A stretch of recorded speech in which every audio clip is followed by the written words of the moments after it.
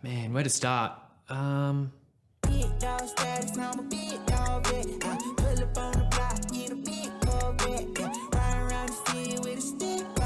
a past life, I didn't always work in real estate. I worked in art galleries, I studied philosophy at uni, I was even president of the Art History Society. But let's just say it didn't really help with my ability to paint or draw. Come on, man, just show us. It can't be that bad. Dude, I'm telling you, it is that bad. Come on. Okay, you asked for it. The cat's in the way. What is that?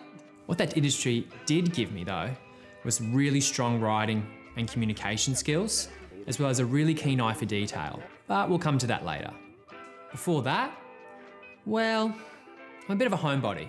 I'm originally from Armidale, but I've been a local now for, close to 3 decades. The evolution of the area over that time has been phenomenal to watch. At the heart of it is the Kedron brook. Look, it may be named after Kedron, but a good portion of it runs through Stafford and surrounding suburbs too.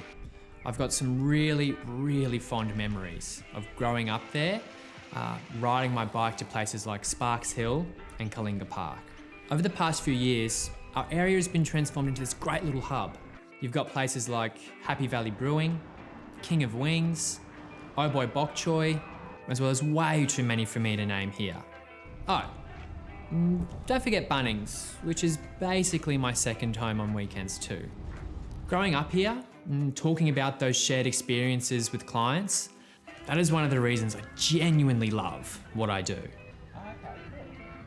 Before I took up the suit and tie, I worked in hospitality for about 11 years, and that really owned my people skills. If you can believe it, I actually used to be quite shy.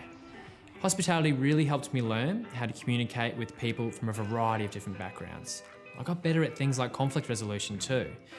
And I learned how to build rapport to then build a local and loyal client base.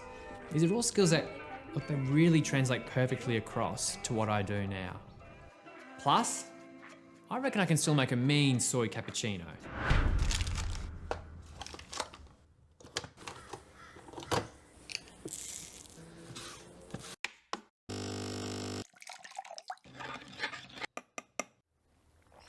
Yeah, ignore that last bit. Look, real estate does have a really well-earned reputation for being glitzy and glamoury. You know what I'm talking about. European cars and lattes, bagels, all that kind of stuff. I'll admit, before I started, I had some of those same misconceptions. If you do get into the industry with that goal in mind, you'll be disappointed. The day-to-day actually doesn't involve sitting in a cafe and waiting for the business to come in. It revolves around people. What I love is that we create our own businesses, and we do this by doing the 1 million little things right for our clients. This comes down to every conversation we have with both buyers and sellers. It's a cliche too, but there is a lot of passion that goes into our work. Our office has been operating for about 30 years, and honestly, you're not open for that long if you're not doing great things over and over and over. Not just for weeks or months either, but for decades. Outside of work, still a bit of a homebody. I love being out in the garden. There's always weeds to pull or lawn to be mowed. I guess you could say, my house isn't just a castle, it's a place of solace. It's an escape. And that's something else I really enjoy talking to people about. Simon from LJ Hooker at Stafford. Folks, welcome to Folks. You've heard us use the terms folks. We're often told the sky's the limit. In a short space of time, I've gone from what I would consider a pretty impressive man bun and some pretty outlandish tie-dye overalls to the short back and sides and an actual tie. Oh, well, maybe half a tie. Maybe in a few years, I'll be balding and wearing a bow tie. Who knows?